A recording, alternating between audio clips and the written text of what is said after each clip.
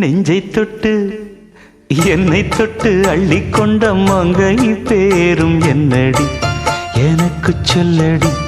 விஷயம் என்னடி நெஞ்சை தொட்டு